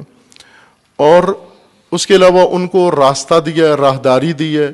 تمام یورپ سے دہشت گرد جتنے آتے ہیں ترکی کے راستے گھستے ہیں سوریا اور عراق کے اندر، اور باقاعدہ ان کو تحفظ دیا ہے. یہ ترکی کا کردار ہے. بعض علماء نے فتویٰ دیا ہے، بعض علماء خاموش ہیں ترکی کے بارے میں. قم کے اندر موجود آیت اللہ العظمیٰ سید کاظم حائری جو عراقیوں کے ایک بہت ہی جید و بانفوذ علماء میں سے ہیں، شہید صدر کے رضوان اللہ تعالیٰ علیہ کے شاگردوں میں سے ہیں، باقاعدہ صریح حکم دیا ہے کہ ترکی اگر نہیں نکلتا، عراق سے اپنی فوجیں نہیں نکالتا تو باقاعدہ اس کے خلاف بھی اعلان جنگ کیا جائے، جہاد کیا جائے. یہ ان کا فتویٰ ہے، لیکن دیگر علماء ابھی حالات کا جائزہ لے رہے ہیں. خوب، تو عراق کے اندر ان کو زیادہ تقویت کی گئی ہے، مضبوط کیا گیا ہے. یہ عراق کی تازہ صورتحال تھی جو پیش آئی ہے. ایران میں الیکشن ہیں آج 2 اہم الیکشن ہو رہے ہیں وہاں پر، پارلیمنٹ کا بھی ہے اور مجلس خبرگان رہبری. مجلس خبرگان پارلیمنٹ آپ کے لیے شناختہ شدہ ادارہ ہے جیسے پاکستان میں بھی ہے اور وہاں پر بھی ہے. مجلس خبرگان رہبری شناختہ شدہ نہیں ہے. ایک کونسل ہے مجتہدین کی جس میں سب مجتہد، اس کی شرط ہے اس کے آئین کی کہ اس میں صرف مجتہد رکن بن سکتا ہے. مجتہدین کی اس کونسل کو عوام چنتے ہیں، ووٹ دیتے ہیں، اعتماد کا اظہار کرتے ہیں ان مجتہدین پر کہ یہ ہمارے نزدیک عادل ہیں، امین ہیں اور بابصیرت ہیں، جو ملک کے لیے رہبر تشخیص دیتے ہیں. یعنی اگر رہبر کی وفات ہو جائے یا کوئی حادثہ پیش آ جائے تو اس صورت میں بعد والا رہبر یہ کونسل چنتے ہیں.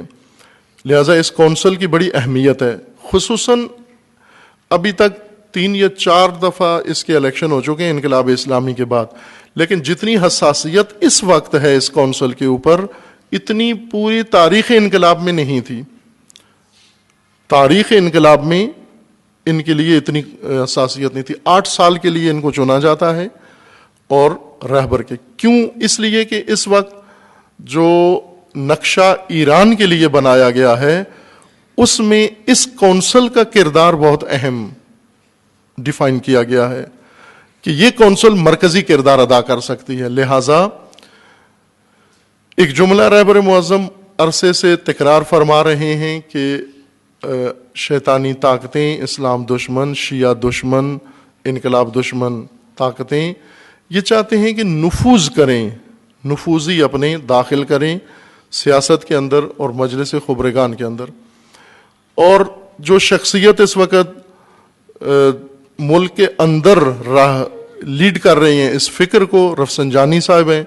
اتنی بڑی عظیم شخصیت جو پہلے انقلاب کے بڑے مضبوط ستون تھے، سہارا تھے، ملک کے صدر رہے ہیں 8 سال اور پارلیمنٹ کے اسپیکر رہے ہیں 8 سال یا اس سے زیادہ عرصے میں. جنگ میں بہت اہم ان کا کردار، انقلاب میں ہر میدان میں رفسنجانی صاحب ایک بڑی جانی پہچانی شخصیت سیاسی، جو ان کا سیاسی کردار بہت مرکزی رہا ہے، ثانوی بھی نہیں تھا، مرکزی کردار رہا ہے.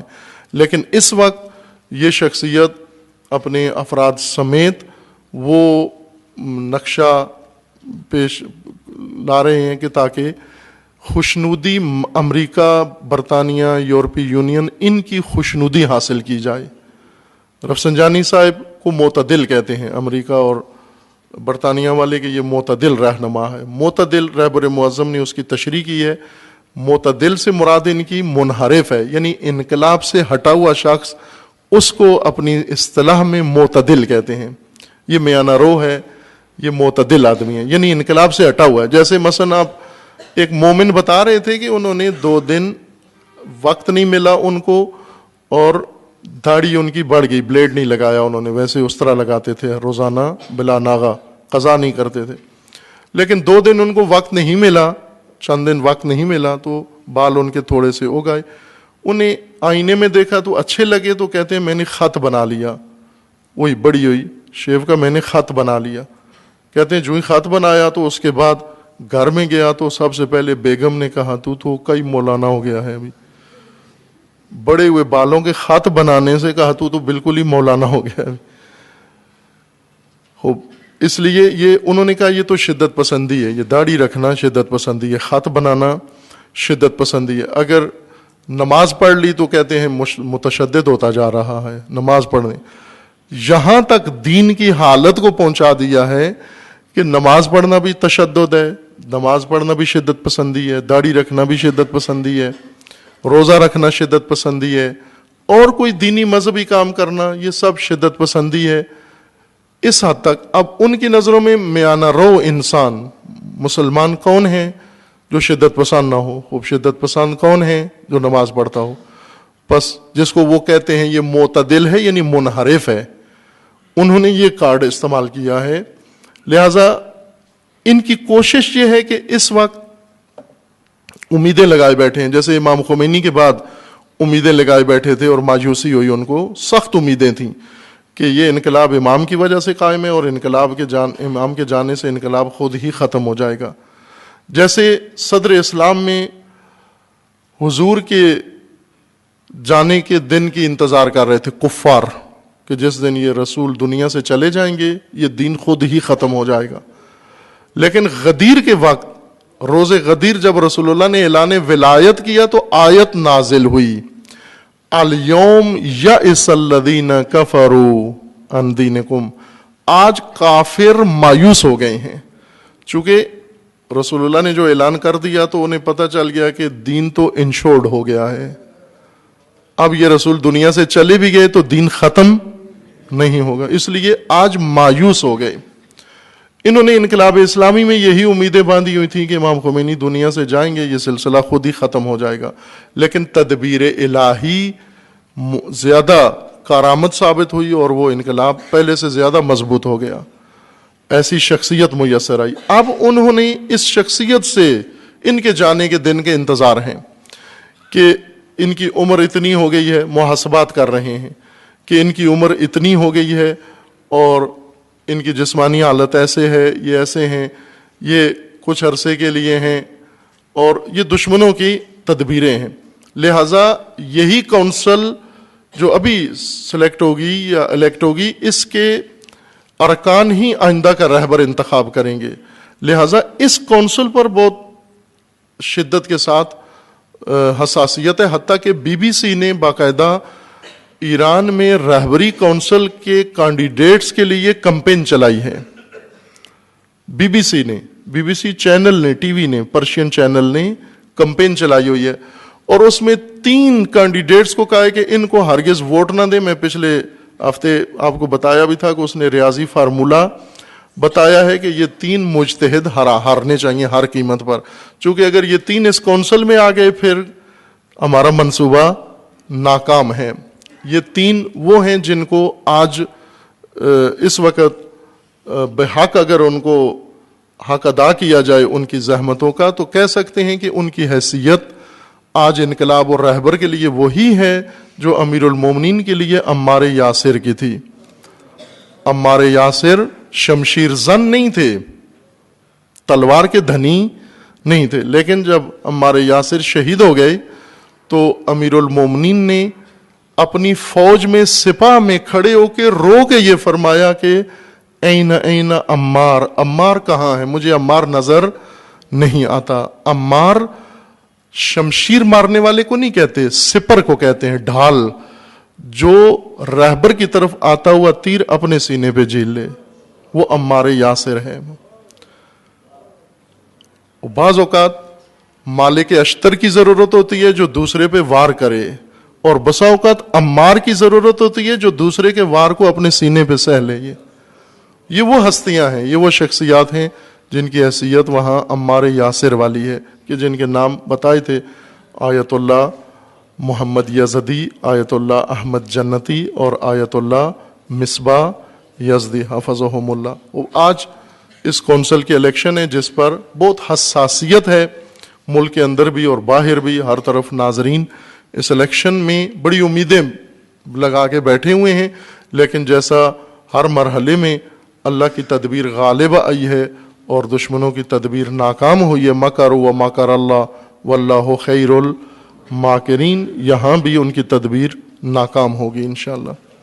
ایک اہم موضوع اس وقت جو سر فہرست جا رہا ہے اور روز بروز مسئلہ پیچیدہ تر ہوتا جا رہا ہے اور اس میں شدت آتی جا رہی ہے، جس سے ہم لوگ بے خبر ہیں، یعنی ہمارا میڈیا نہیں ہمیں کر رہا، وہ بھارت کے اندر مسلمین کے مقابلے میں جو اٹھنے والے فتنے ہیں. جیسے میں نے کہا کہ بعض ممالک اسلامی نہیں ہیں لیکن مسلمانوں کے لیے فتنے اور مسلمانوں کے لیے وہ آگ جلائی جا رہی ہے، جس میں سر فہرست اس وقت بھارت ہے، جس میں شدت پسندی اس موجودہ حکومت کے آنے سے شدت سے بڑی ہے.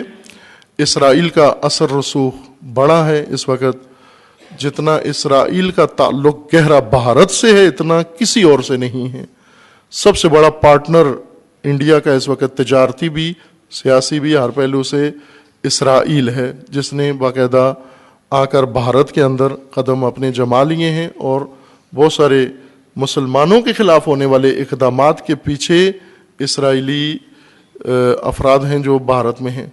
بھارت میں دن بدن مسلمانوں کے لیے فضا کشیدہ ہوتی جا رہی ہے، پیچیدہ ہوتی جا رہی ہے، اور شدت میں اضافہ ہوتا جا رہا ہے، سیاسی فضا میں، اجتماعی فضا میں، اور حتیٰ اس حد تک کہ وہاں پر شدت پسندی، جس سے پہلے یہ علاقہ محفوظ تھا اس شدت پسندی تھے، اب اس کی طرف توجہ زیادہ بڑھتی جا رہی ہے.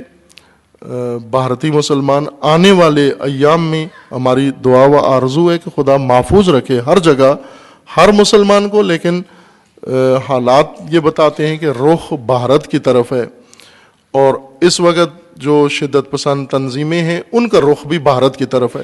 اب آپ توجہ کریں کہ ایک طرف شیو سینا جیسے شدت پسند ہندو بے رحم جو گائے کا گوشت کھانے پر گردن کاٹ دیتے ہیں، اور ایک طرف تکفیری لشکر جو اپنا ہم فکر نہ ہونے پر گردن کاٹ دیتے ہیں. تو بھارتی مسلمان ایسے دو تشدد کے درمیان آنے والے ہیں، اس لیے ان کی حالت زیادہ مشکل تر ہوتی جائے گی کہ ایک طرف یہ تشدد، یہ شدت پسندی چونکہ نکالیں گے ابھی سوریہ اور عراق سے، ان کو محفوظ کریں گے یہ حامی ممالک ٹیررزم کے، ترکی، قطر، آل سعود، برطانیہ اور امریکہ اور یورپی یونین، یہ ان کو بچا کے فرانس وغیرہ ان کو کسی امن کی جگہ پر منتقل کرنا ہے جہاں پر ان کے لیے نیا میدان ہو، اور اس کے لیے اس میدان میں بھارت بھی اہمیت رکھتا ہے ان کے لیے. اور جیسے آثار نظر آ رہے ہیں یہ تشدد دو طرح کا اور بالکل ہی ظالمانہ تشدد جس کی بینٹ مسلمانوں کو چڑھانے کے لیے منصوبہ بندی ہے کہ اللہ تعالیٰ انہیں ناکام کرے اس میں. اور بھارتی مسلمانوں کو زیادہ ہوشیاری کی ضرورت ہے، بھارتی مسلمان رہنماؤں کو ہوشیاری کی ضرورت ہے، آگاہی و بیداری کی ضرورت ہے. اور یہ نہ ہو جائے کہ ان کا حال بھی پاکستان جیسا ہو جائے کہ پھر اس تشدد کے اندر اتنے آ جائیں، پھنس جائیں کہ پھر نکلنے کے لیے کوئی امید نظر نہ آئے. ان کے ہاں آغاز ہے پاکستان میں خاتمے کے لیے. آج 30 سال بعد ساری توانائیاں حکومتی اور غیر حکومتی ساری صرف کی جا رہی ہیں کہ یہ ناسور پاکستان سے دہشت گردی کا ختم کیا جائے. اور جیسا میں نے اشارہ کیا کہ اس کے خاتمے کے لیے ایک محکمہ کافی نہیں ہوتا بلکہ پوری ملت کا ارادہ چاہیے، اور ملت کا ارادہ خود نہیں بنتا بلکہ ارادہ سازی کی جاتی ہے، کروائی جاتی ہے حکومتی ذرائع سے اور دینی ذرائع سے اور میڈیا کے ذریعے سے. ملت کا ارادہ بنایا جائے. اس وقت میڈیا بعض اوقات دہشت گردوں کا ترجمان بن جاتا ہے.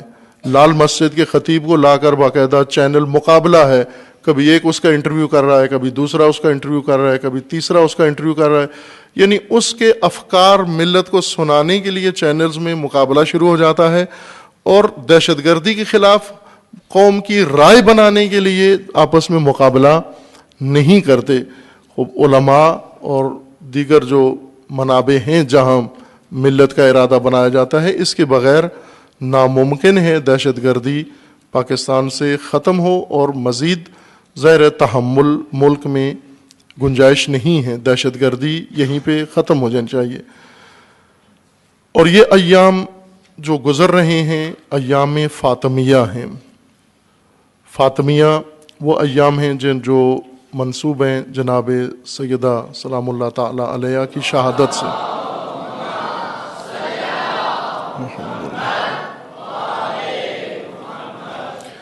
دو تاریخیں تاریخ میں ہسٹری میں ذکر کی جاتی ہیں.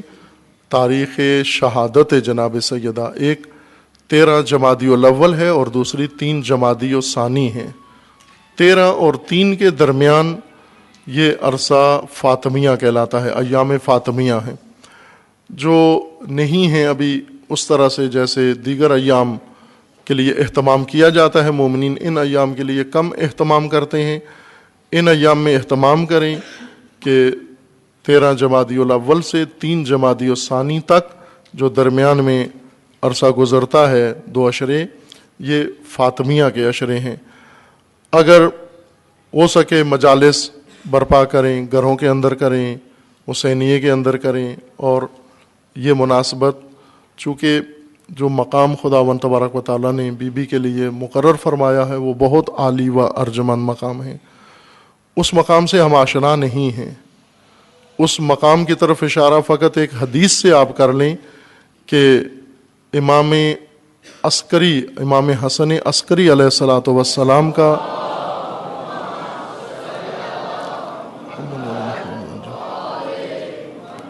فرمان ہے اس مقدرہ و باعظمت مقام کے لیے، جناب سیدہ کے لیے. امام فرماتے ہیں کہ ائمہ اطہار کے بارے میں فرماتے ہیں کہ نحن حجج اللہ علی الخلق، ہم اللہ کی حجت ہیں زمانے کے اوپر، مخلوقات کے اوپر، انسانوں کے اوپر. اللہ نے ہمیں حجت بنایا ہے.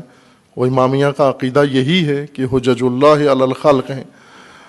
فرماتے ہیں کہ نحن حجج اللہ علی الخلق والفاطمۃ حجۃ علینا، ہم اللہ کی حجت ہیں خلق کے اوپر، اور فاطمہ اللہ کی حجت ہیں اماموں کے اوپر، ائمہ کے اوپر۔ یہ کافی ہے اس مقام کو سمجھنے کے لیے، درک کرنے کے لیے۔ اور دیگر مقامات جو بی بی کے لیے ذکر ہوئے ہیں رسول اللہ صلی اللہ علیہ وسلم کے فرامین میں اور تاریخ میں، جو قدر و منزلت بی بی کی رسول اللہ کے ہاں تھی کہ بچپن میں بیٹی ہیں لیکن رسول اللہ احتراماً کھڑے ہوتے تھے ساری مجلس و محفل میں۔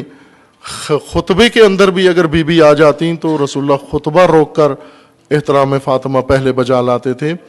خوب ظاہر ہے یہ احترام فقط بیٹی ہونے کے ناطے سے نہیں تھا، بلکہ یہ وہ احترام تھا جو اللہ کی طرف سے مقرر کیا گیا تھا، تاکہ رسول اللہ امت کو بتائیں کہ یہ وہ ہستی ہے جس کے لیے رسول کو احترام کہا گیا ہے کہ کریے آپ احترام، اس لیے میں سب کے سامنے احترام بجا لاتا ہوں۔ رسول اللہ یہ فرماتے تھے کہ میں آپ لوگوں کے سامنے اس لیے یہ احترام بجا لاتا ہوں کہ آپ کو بھی آگاہی ہو جائے، آپ کو بھی معلوم ہو جائے۔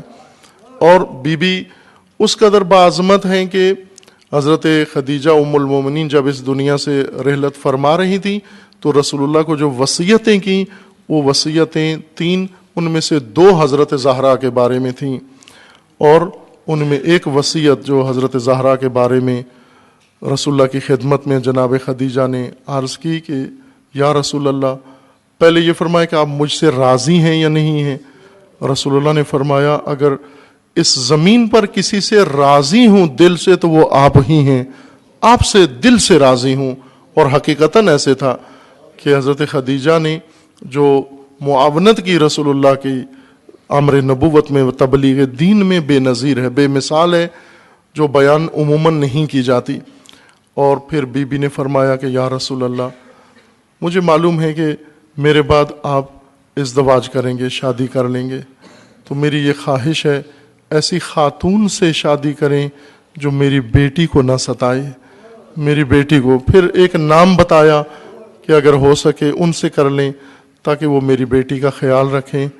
اور پھر یہ فرمایا یا رسول اللہ، معلوم نہیں، رسول اللہ تو ملہم تھے وحی کے ذریعے، وحی نازل ہوتی تھی اور گزشتہ و آئندہ حالات رسول اللہ کو فرشتہ وحی بتا دیتا تھا، لیکن جناب خدیجہ کو کیسے آنے والے حالات کا علم ہوا؟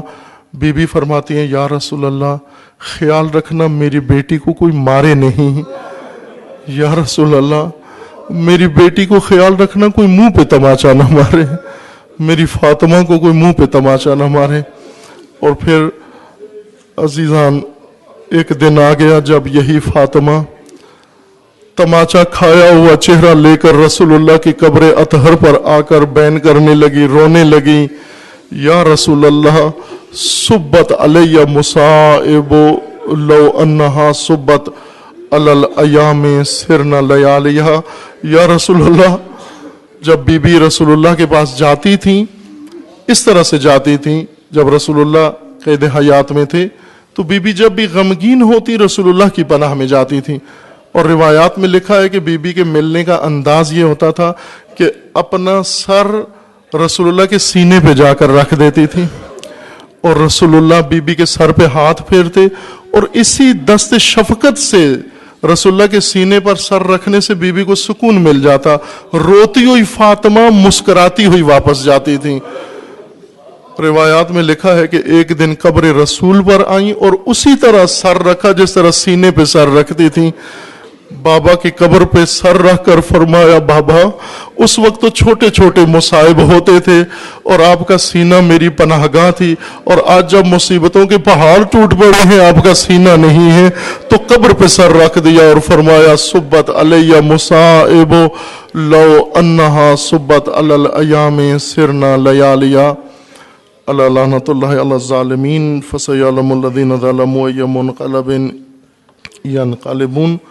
دعا کرتے ہیں خدا کی بارگاہ میں، اللہم بحق فاطمہ و ابیہا و بعلہا و بنیہا و سر المستودع فیہا۔ خدا بندہ بحق فاطمہ، بحق سر فاطمہ، پروردگارہ امت اسلامیہ کو ظلم و ستم سے نجات عطا فرما، ان ظالمین کو ظلم سمیت نیست و نابود فرما۔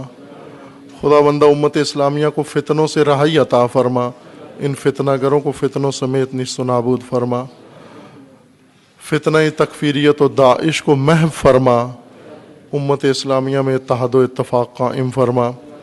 خدا بندہ بحق محمد و آل محمد حزب اللہ کو کامیابی عطا فرما، سید مقاومت سید حسن نصر اللہ کی حفاظت فرما، رہبر معظم انقلاب اسلامی کا سایہ دراز فرما، انقلاب اسلامی کو دشمنوں کے شر سے محفوظ فرما، انقلاب اسلامی کو انقلاب امام زمان سے متصل فرما، مملکت پاکستان کی حفاظت فرما، اس ملک کو اندرونی بیرونی دشمنوں کے شر سے محفوظ فرما، ملک کے اندر امن و امان قائم فرما، اس ملک کے ساتھ خیانت کرنے والوں کو رسوا فرما۔ خدا بندہ اس ملک کے اندر دہشت گردی، فرقہ واریت، فتنہ و فساد و نفاق پھیلانے والوں کو نیست و نابود فرما، ان کے حامیوں اور بانیوں کو رسوا فرما۔ پیروان امیر المومنین جہاں کہیں بھی ہیں، بالخصوص سعودی عرب میں، یمن میں، بحرین میں، عراق میں، شام میں، لبنان میں، نائجیریا میں، دیگر مقامات پر و بالاخص پاکستان میں، سب کے عزت و مال و جان و ناموس کی حفاظت فرما۔ اپنے ولی حق ولی اللہ العظم اجل اللہ تعالی فرج و شریف کا جلد از جلد ظہور فرما، ہمیں حضرت کے اعوان و انصار میں سے ہونے کی توفیق عنایت فرما۔ اعوذ باللہ من الشیطان الرجیم، بسم اللہ الرحمن الرحیم، قل هو اللہ احد اللہ الصمد لم یلد ولم یولد ولم یکن لہ کفوا احد۔